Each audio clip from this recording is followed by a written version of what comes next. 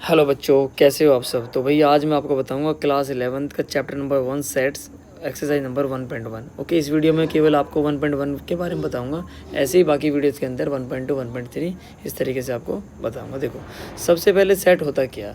It's a set is a well defined collection of distinct object.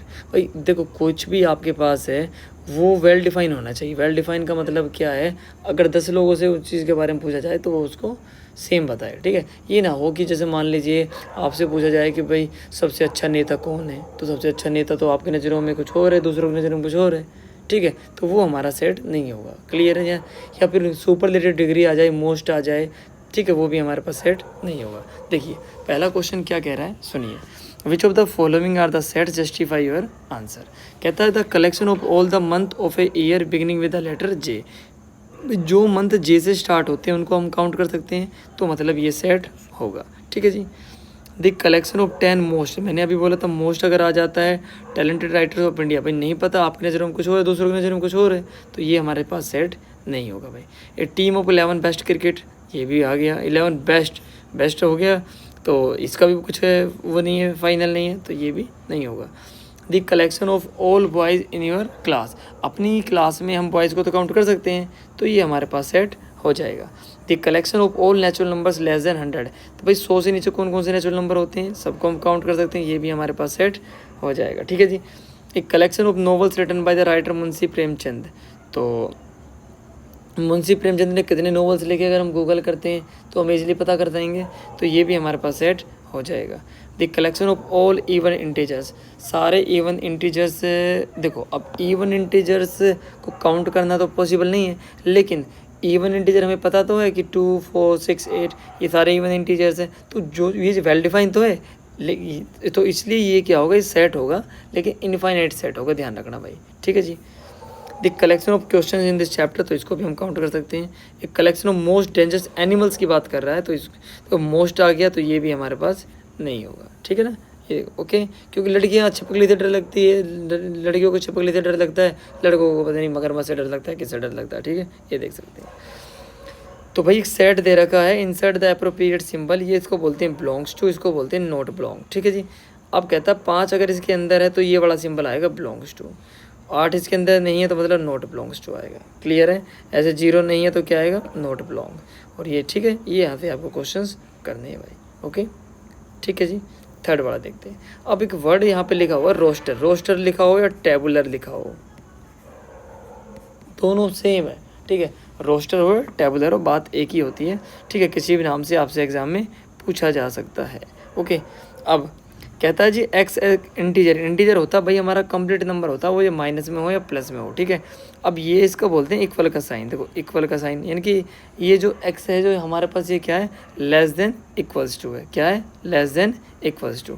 तो अब -3 से बड़ा और उसके इक्वल है, तो हमारे पास जो आंसर आएगा वो क्या होगा, हमारे पास -3, उसके बाद क्या होगा -2 -1 0 1 2 3 4 5 6, यानी कि 7 से क्या होना चाहिए हमारे पास, कम होना चाहिए। क्लियर है। तो ये आपके पास क्या होंगे बेटा, आंसर्स होंगे। ओके, नाउ सेकंड वाला कहता है कि एक्स हमारे पास क्या होगा, x is a natural number less than 6, कि 6 से हमारे पास जो नेचुरल नंबर होंगे वो क्या होंगे, कम होंगे। ठीक है, तो ये क्या क्या रिजल्ट होगा हमारे पास, 1 2 3 4 5। क्लियर है।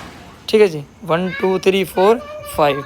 ओके, ठीक है जी। तो अब हमारे पास यहाँ से क्या होगा, सेकंड थर्ड वाला कहता है कि x is a 2 digit natural number such that the sum of its digit is 8, यानी कि उसके डिजिट्स का जो सम है वो कितना हमारे पास 8 है। ठीक है, तो इसके डिजिट्स का सम जब 8 होगा तो कैसे होगा, यहाँ से देखेंगे हम। जैसे से कितना हो गया हमारे पास, तो 8 के केस में हमारे पास क्या क्या होगा रिजल्ट, सबसे पहले हम बोल सकते हैं 17 होगा, उसके बाद 26 होगा, या फिर 35 होगा, या फिर 44 होगा। क्लियर है, ये ध्यान रखेंगे यहाँ से। ओके, फोर्थ वाला कहता है कि G x is a prime number which is divisor of 60, वो प्राइम नंबर आपको बताना है जो 60 को डिवाइड करता है। देखो ठीक है, तो 60 को कौन कौन सा नंबर डिवाइड करेगा भाई, 2 करेगा, 3 करेगा, 5 करेगा। क्लियर है। ऐसे ही ट्रिगोनोमेट्री के अंदर क्या होगा हमारे पास, जब आपके पास ऐसा कुछ वर्ड गिवन हो उसमें आपको एक लेटर को सिर्फ एक बार राइट करना है, यानी कि आप लिखेंगे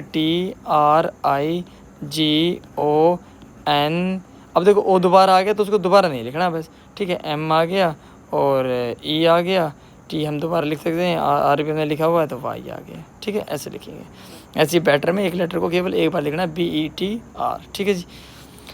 ये जो फॉर्म थी सारी की सारी जो फॉर्म थी ये सेट बिल्डर की फॉर्म थी, ठीक है। अब आपको क्या करना है, इस रोस्टर फॉर्म को आपको सेट बिल्डर में लिखना है भाई, ठीक है। तो कैसे करेंगे हमारे पास, अब ये देखो जो नंबर्स हैं 3, 6, 9, 12, इसको थोड़ा ध्यान से सुनना। x such that x equals to, मैंने लिख दिया 3n और यहाँ पर लिख दिया मैंने n की वैल्यू क्या होगी 4 और 4 से कम होगी, और छोटे वाला जो n है वो बिलोंग कर रहा भाई नेचुरल नंबर को, ठीक है। यहाँ से मतलब सारी चीज़ें आइडेंटिफाई हो रही हैं कि कौन कौन से नंबर यहाँ पर आएंगे, ओके। अब सेकंड वाला जो केस हमारे पास गिवन है कि भाई -1/2 का मतलब होगा माइनस की 0.5, और ये वाला जो नंबर होगा ये होगा 4.5।